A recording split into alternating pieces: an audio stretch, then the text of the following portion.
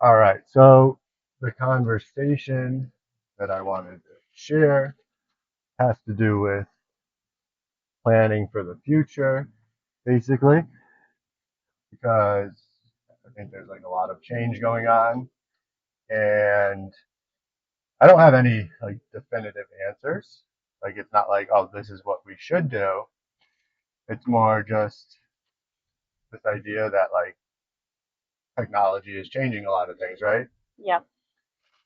And I think that people are going to have to make a lot of decisions eventually. Like, you know, people end up adopting things that become normal, right? Like, think about it. Like 100 years ago, you told people they would have been walking around with a cell phone or driving a car, like they probably would have laughed at you, right? Yep.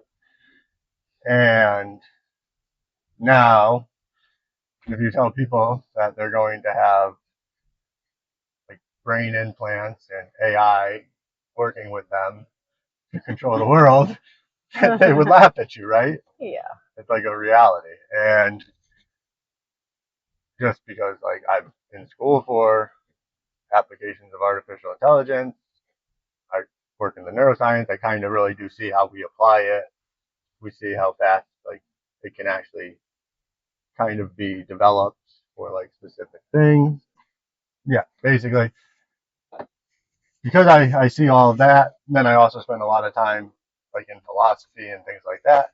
Like I kind of think about it in that sense. Like I definitely do see that there is going to be a lot of potential for AI and neural implants, even other types of biotech. Like maybe not everybody's going to have something implanted, but there's a good chance you're going to see people walking around with things. You're going to see people like getting genetically modified for things that they don't like. Like it's a reality court. Like I know. It's a um, sketchy one, in my opinion. and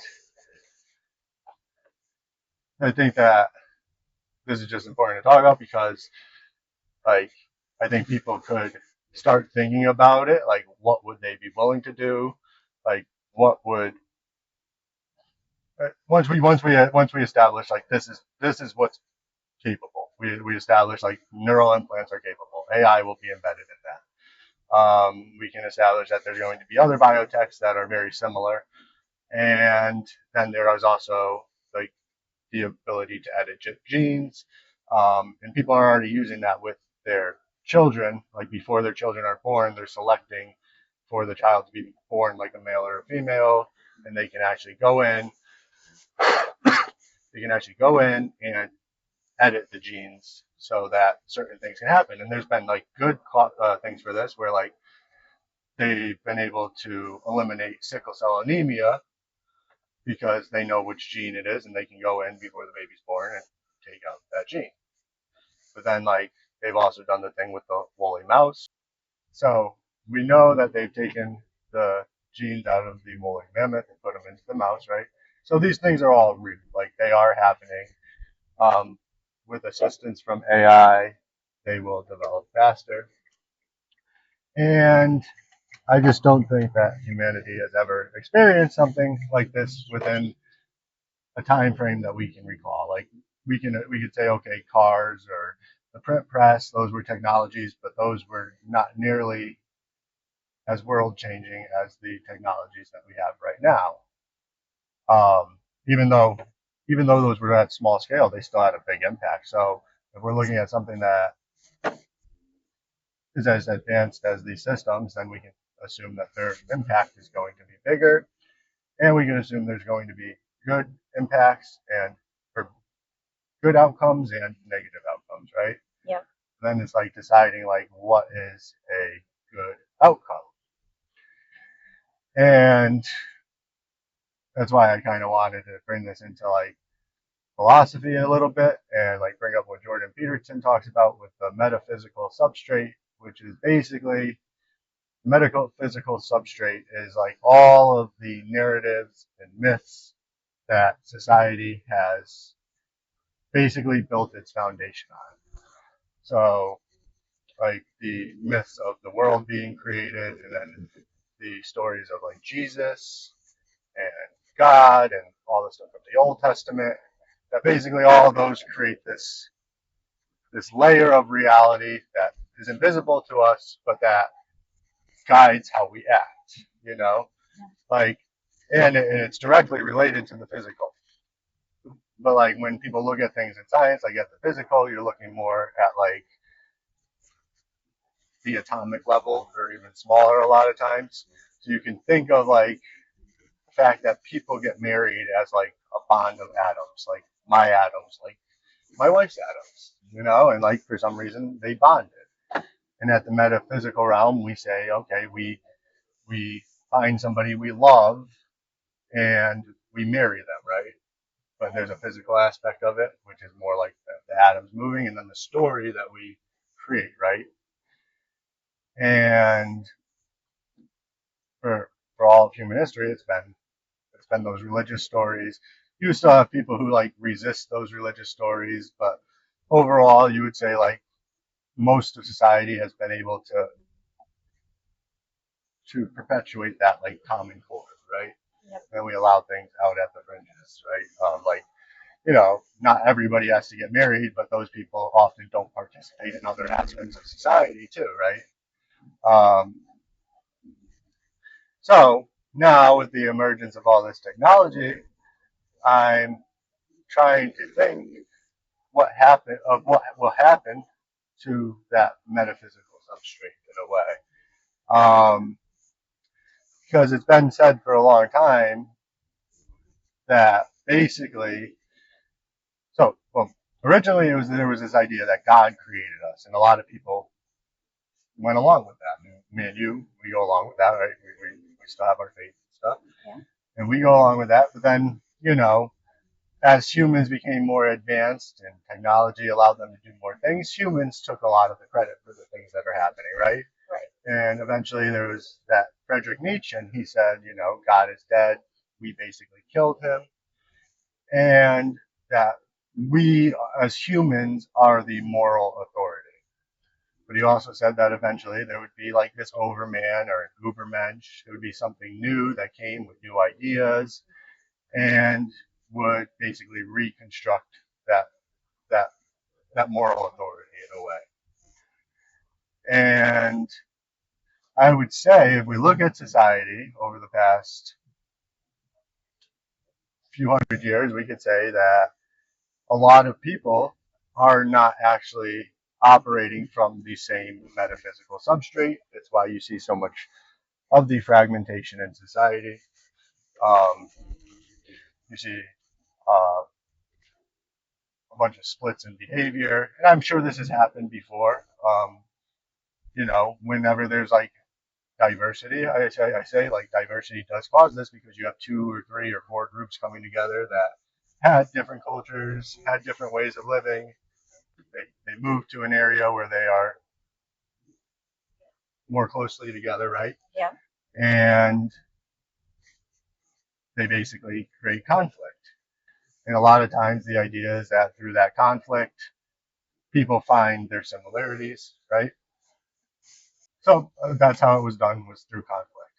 And then, you know, people were like, okay, well, we don't want our sons killing each other and things like that. So people move through the conflict, and that creates a new story in that metaphysical substrate. There's this new story of, hey, you know, we may have differences, but we're going to find ways to connect them, right?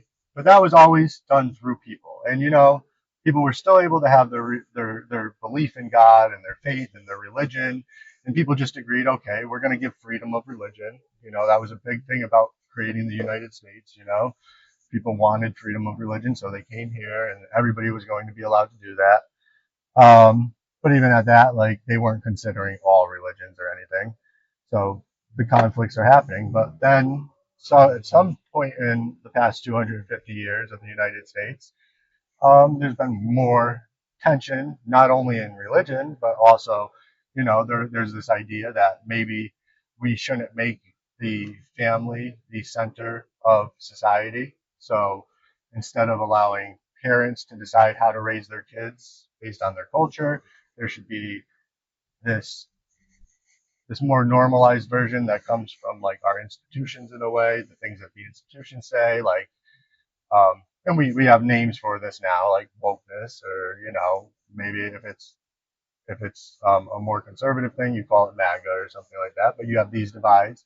We see divides between males and females, where you know women want more work, more opportunities in the workplace, and men don't know what that means for them because women are actually taking those, right?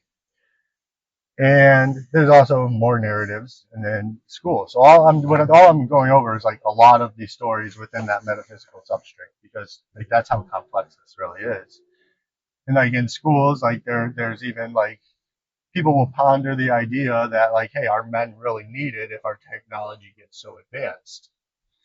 Like, because there would be a point where I'm not needed to impregnate you. You could they can literally take all the sperm they need with all of the mutations that they would like, and women could basically have babies without men, and that would remove toxic masculinity, right? It would do that.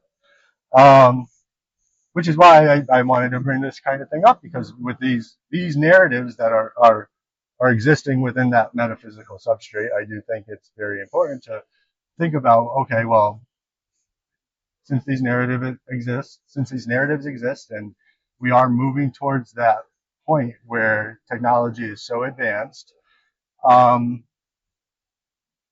what is our metaphysical substrate going to contain very, very soon?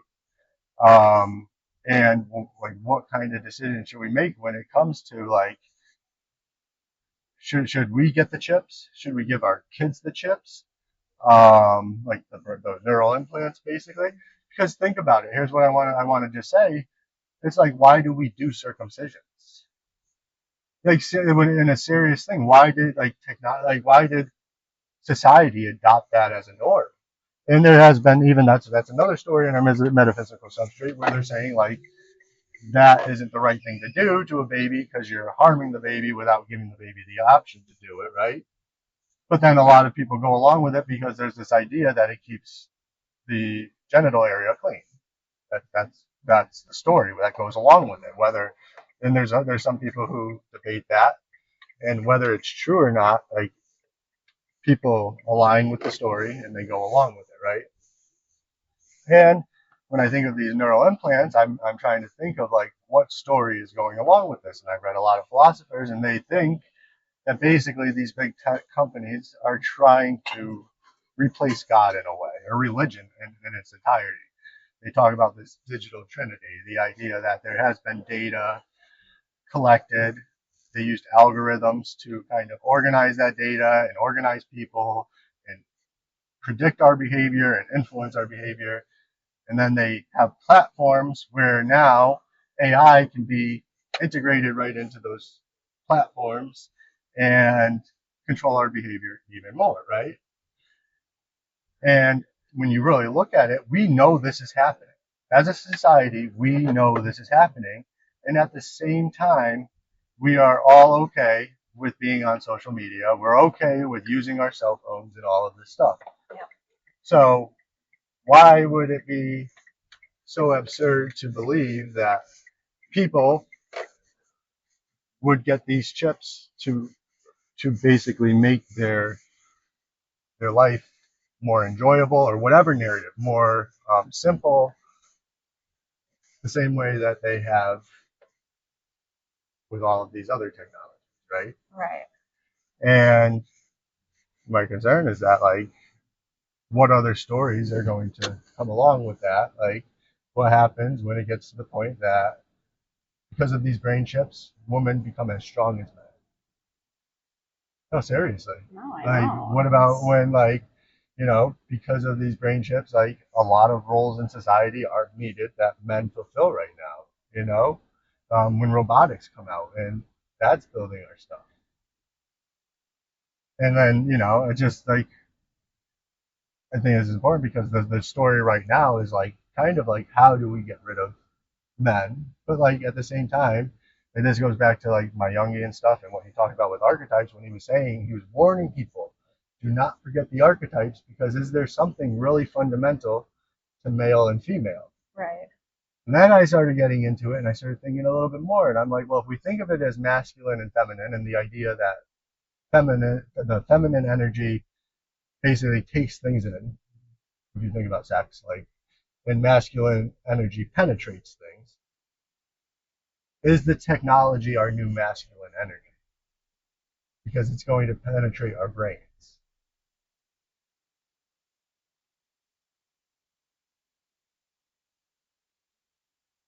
Is it more that we are all of us humans are going more feminine and we are going to be penetrated by this technology?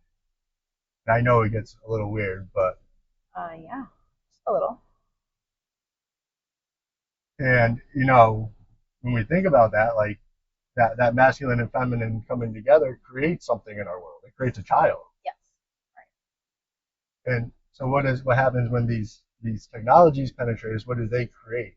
That's the interesting thing as well. But I think that's all we really have to talk about. Yeah. No.